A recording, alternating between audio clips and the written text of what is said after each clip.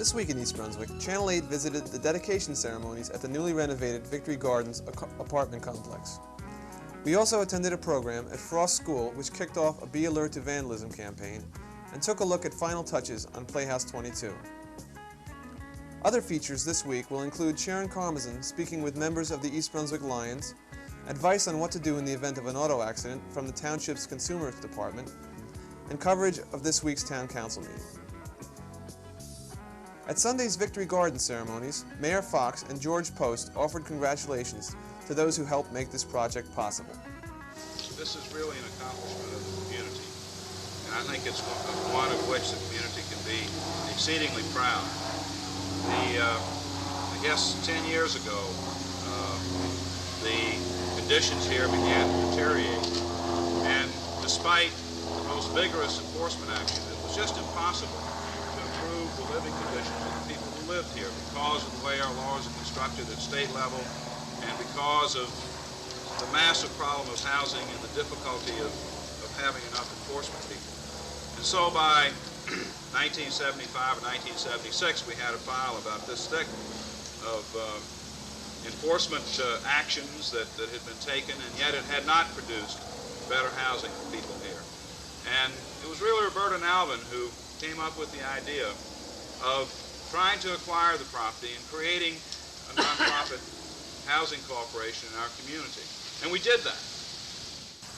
And I thank them each privately, because every time I read their minutes, I'm just so impressed and so proud and so pleased that this group is formed in our community. But publicly, I think the most recognition is due to the board of the Housing Corporation, because you folks, even during the 2 years, I know that you didn't waste time, that you studied what you would do, and you planned, and you got ready.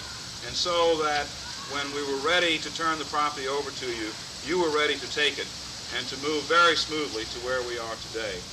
And that has done something that government couldn't do 7 or 6 years ago, and that is to improve the conditions of living in this complex, to provide affordable housing to people who need it. And, you know, it's beautiful out here, the fences and the shrubbery and the flowers, but what's happened inside is far more significant. And this particular property has been moved from a near slum to very, very nice and affordable housing for people who need it. And that's been the real goal, and that's where we've wound up. And everybody who's participated should feel very good, and I hope they do, and they're all to be congratulated. George Post, former president of the East Brunswick Community Housing Corporation, thanked residents and neighbors for their continued support throughout the project. Inconvenience many times. They were moved from one apartment to the other while we renovated their old apartments, and who occasionally differed with us and what had to be done, but were also willing to work very, very closely with us in terms of doing something for themselves, for ourselves, and for the township. And the neighbors, of course, who were really the catalyst, as I mentioned earlier, whose efforts began this entire process, and to whom a great deal of credit must be given for whatever has been accomplished here.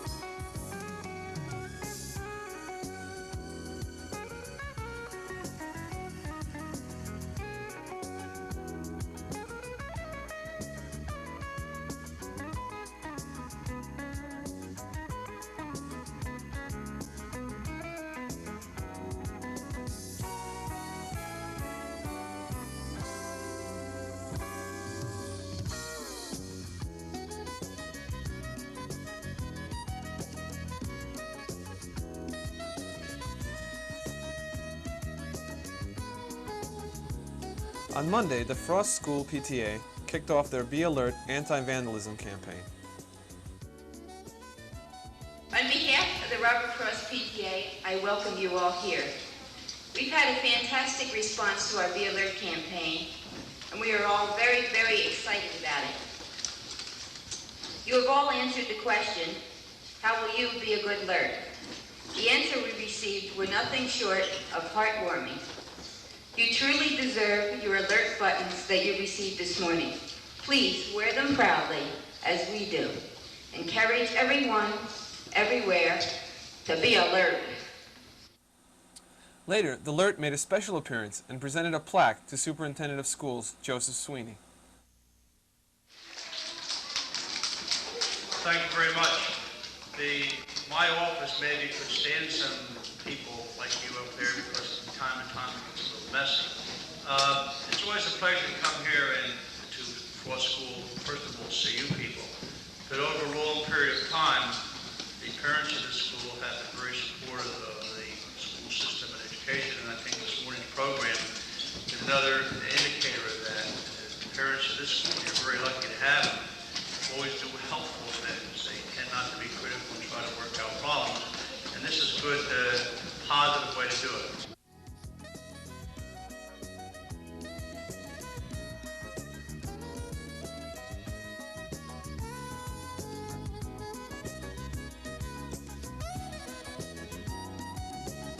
As renovations are completed at Playhouse 22, the cast for the first show of the season, The Mikado, prepare for their roles amid the chaos. Tonight The Mikado opens and runs through October 31st, Thursdays, Fridays, and Saturdays at 8:30 p.m. and Sundays at 3 p.m. Call 254-3939 for tickets and hurry. The 9th and 14th are already sold out. That's 254-3939 for The Mikado.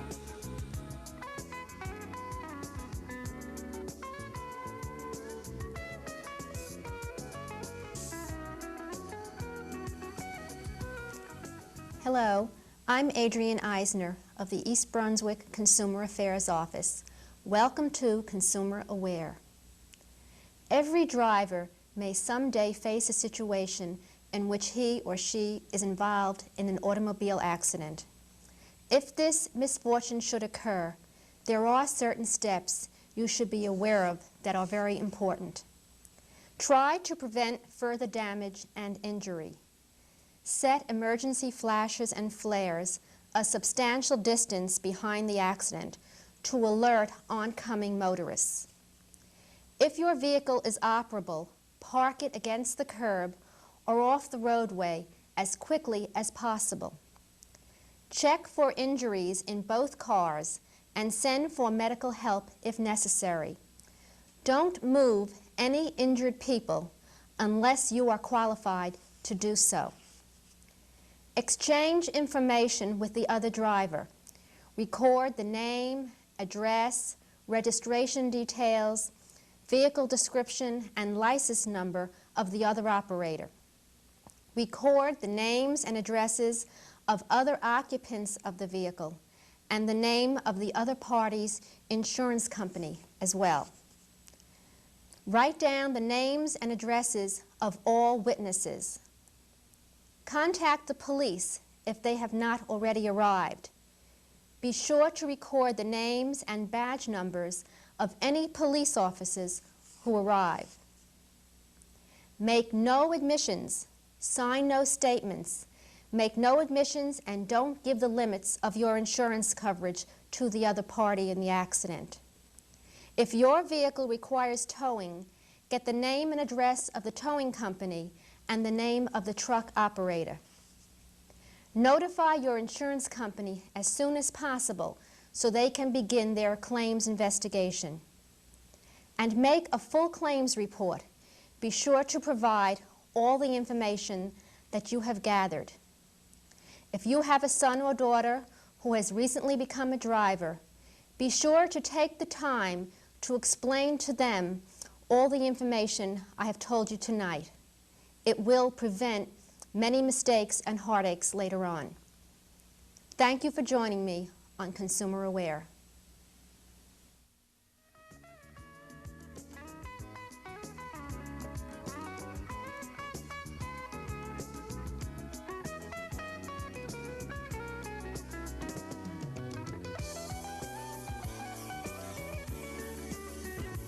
East Brunswick United Church of Christ is sponsoring a series of lectures on nuclear disarmament this month. The lectures will be on Thursdays at 8 p.m. in the library.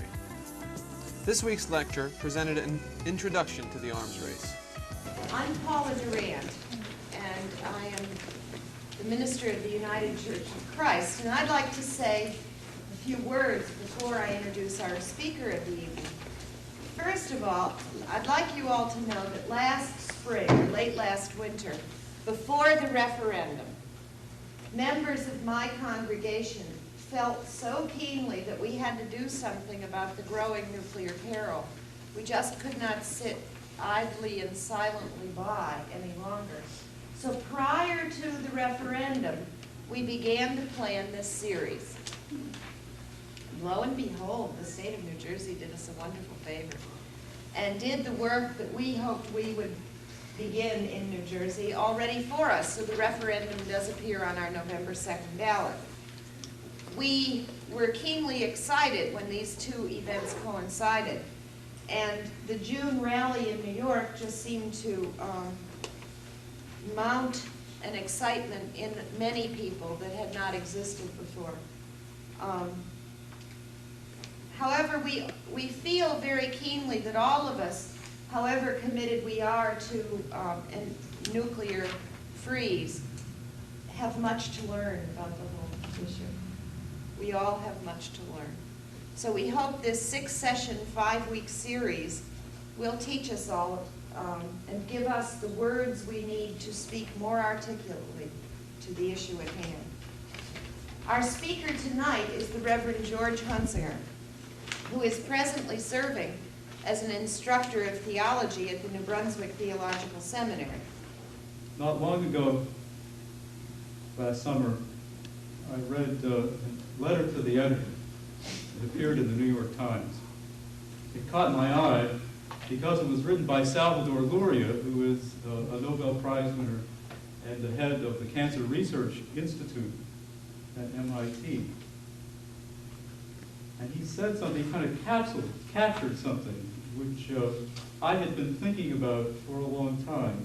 This is perhaps my deepest concern about where we are in terms of numbness and, you might say, the moral and spiritual dilemma, predicament that we're in. He concluded the letter by wondering whether our own American action, especially mentioned atom bombs on Japan and napalm in Vietnam, have not somehow contributed to desensitizing people around the world to the horrors of indiscriminate warfare. The horrors of indiscriminate warfare. Somehow, it seems to me, we've almost lost our capacity to be shocked and outraged by the indiscriminate killing of civilians. And while I firmly believe that nuclear weapons are not like other weapons, that's a very important decision that one has to make in figuring out what kind of policies make sense with the nuclear weapons that we have. Those who think that they're like any other weapon think that they can go ahead and plan to use them as if they were any other weapon. And as Einstein says, everything has changed except our way of thinking, and so we drift toward unparalleled catastrophe. That's one school of thought, that nuclear weapons are just like any other weapon, and we could plan accordingly. The other group, which I take part, feels that nuclear weapons are qualitatively different from other weapons, in that if they're ever used, it could lead to the extinction of human life on Earth, a situation which has never occurred before. However, nuclear weapons do fall into a recognizable category. Even though they're qualitatively different from other weapons, they do have something in common with a certain set of weapons, namely weapons which kill people indiscriminately. See, by definition, a nuclear weapon, by design, a nuclear weapon is incapable of discrimination. You can't really use nuclear weapons without murdering people. That's somewhat different, say, from a pistol. You can fire a pistol and not necessarily kill somebody. You can't fire a strategic nuclear weapon without killing lots of men, women, and children, civilians. And Laurier mentioned... Once again, that's the Disarmament Series at the library, Thursday evenings at 8 o'clock. Tonight, Hiroshima and Nagasaki, 1945, a film and discussion. Hi, I'm Sharon Karmazin, Assistant Director of the Library, and I'm here for this week with two members of the East Brunswick Lions Club.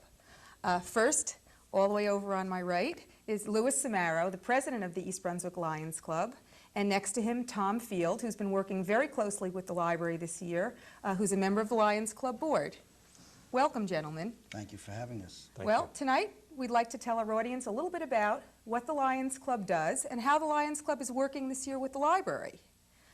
First of all, Lou, can you tell us a little bit about the Lions in general? It's a big international organization, I know that, but can you give us some details?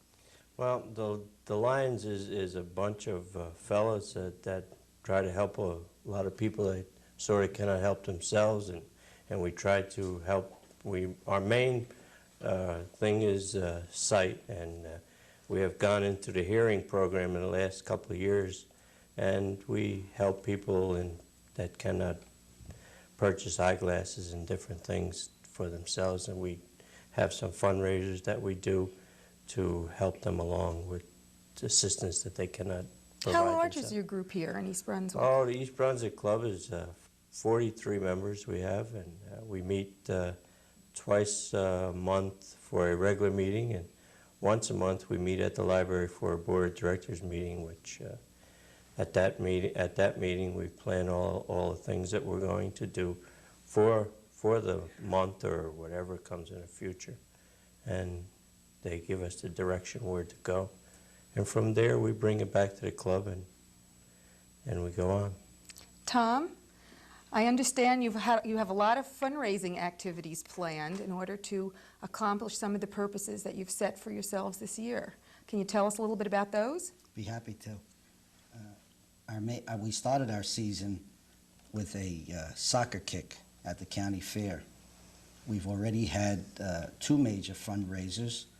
We're planning a white cane sale, which will be shaking our cans at the different shopping centers. The ones in front, not the ones in back. Yes, definitely. The ones in a white can that symbolize Lionism, and a cane to help the sightless. We're also going to be involved in a major fundraiser this year, which will be a basketball game, and we've invited the football giants to come down and play basketball, and we haven't really finalized all the details. It will be early in the year of '83, and our plan there is to bring in some of our local dignitaries, some Lions clubs from the neighboring areas, possibly some of the youth, and we expect to have a very big affair at the East Brunswick High School. So we can all look forward to seeing the Lions play basketball against the Giants, even if we don't see the Giants play football. We might not see them play football this year. But we'll definitely see them play basketball. That's for sure. That's great. And can you tell us a little bit about some of the projects that will be supported by these fundraisers? We certainly can. Our main thrust, as Lou mentioned earlier, is supporting those people who can't afford eyeglasses, who have problems with sight, who need referrals to Middlesex General Hospital. We also help those individuals who might need hearing and have hearing impairments. We would send those to Roosevelt Hospital. Most of the projects that we support in the local area are, let's start again, I lost the question. Exactly what you're doing, the kinds of projects. Okay. But I think you pretty much Okay. summarized them, other than the one we really want to talk about tonight, and that's what the great job that the Lions has done this year with the library. And this is really the first year that the Lions have worked with the library directly on something that involves the handicapped, and particularly the visually impaired. And that's our Kurzweil project. I don't know how many people in our viewing audience are aware that in 1982, the New Jersey State Library awarded the East Brunswick Library a $30,000 Kurzweil reading machine. Now, the Kurzweil machine is considered the greatest aid for the blind since the invention of Braille. It's a computerized optical scanner. The blind person places printed material, anything from a book to a letter to a magazine, on the machine, and the machine even talks to you. You push buttons, and the buttons tell you what the machine does. And you put the book down on the machine, and it scans the material and translates the printed word into synthetic speech. So it gives blind people the opportunity to have independence, to be able to read things for themselves. In the case where people need things before tapes can be made for them, such as with students, they can immediately have access to the printed word. If they have private correspondence and don't want someone else to have to read to them, they can go with the Kurzweil machine and read their own correspondence. So it really opens up a brand new world to the blind person. And it was with the Kurzweil project that we approached the Lions for help, and the Lions came through. The state library supplied the equipment, which cost some $30,000, but then we needed help with training, and that's where you came in, Tom, right? Correct. Can you tell us what you did for us? Sure.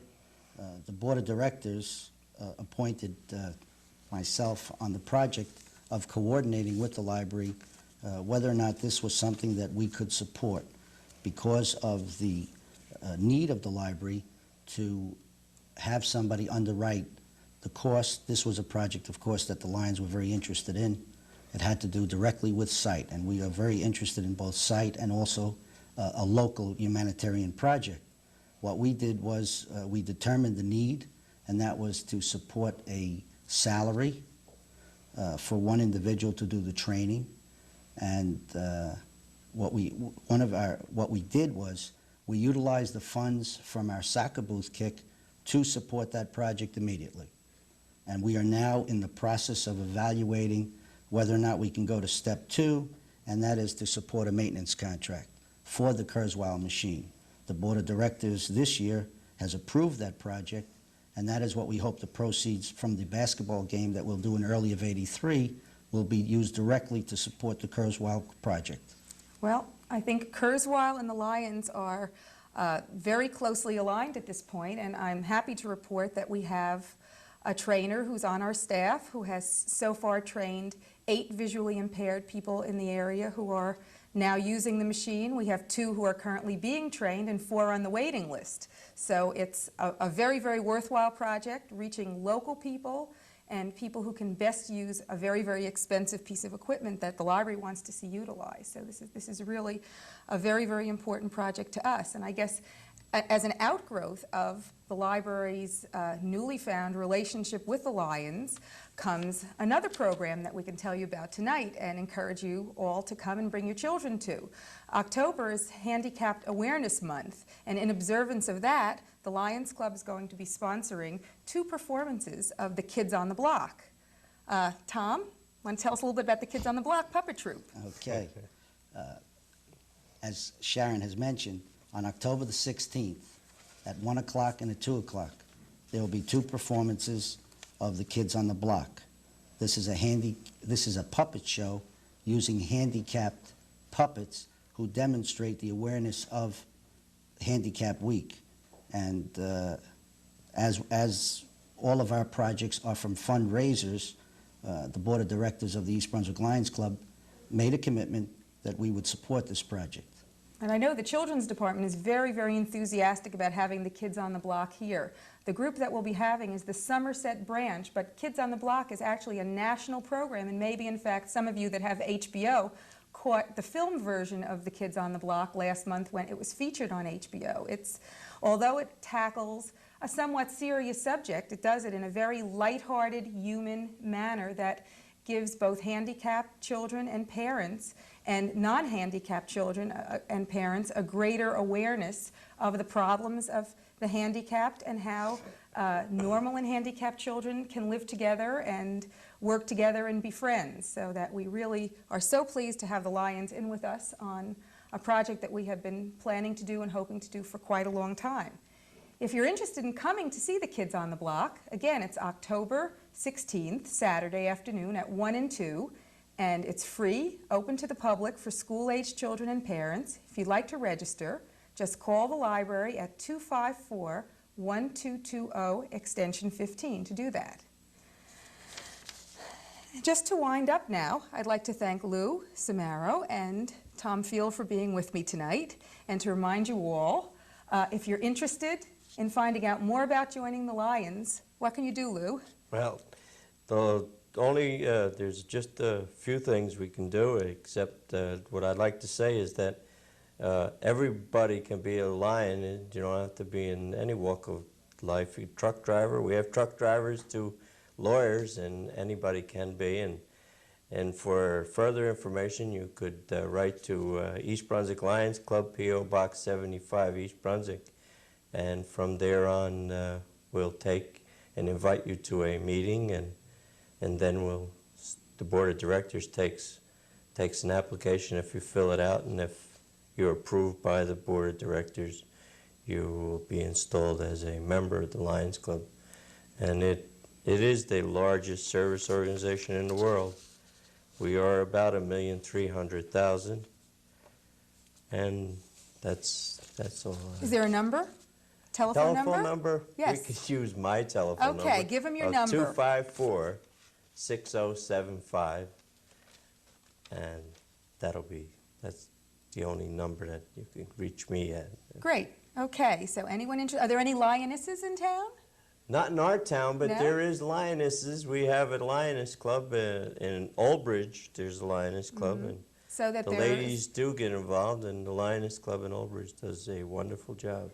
Okay, so that if we have women interested, there is a possibility of being put in touch with a Lioness Club too then? Absolutely. Great. And there's also- there's Leo clubs for the younger.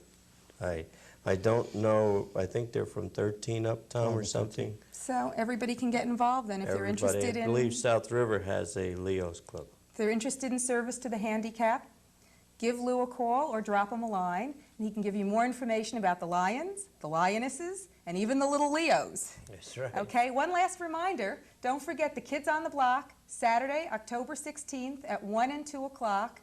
Give us a call at 254-1220, extension 15, if you'd like to register. Again, this is Sharon Karmazin from the library, thanking you for hearing about the Lions Club. This week's council meeting began with a discussion of East Brunswick's ordinance on home employment. Council President Jerry Weber suggested that the council amend the current definition of a home occupation to allow for music and dancing instruction of up to 4 students at once. Later, a representative of the YMHA asked the council to excuse the nonprofit organization from payment of a 1982 property tax bill. They had failed to register for tax-exempt status upon purchase of a property in East Brunswick in mid-1981. Councilman Joe Hudak questioned Department of Finance head L. Mason Neely on the results of Environmental Associates' water quality tests at the DNR Canal.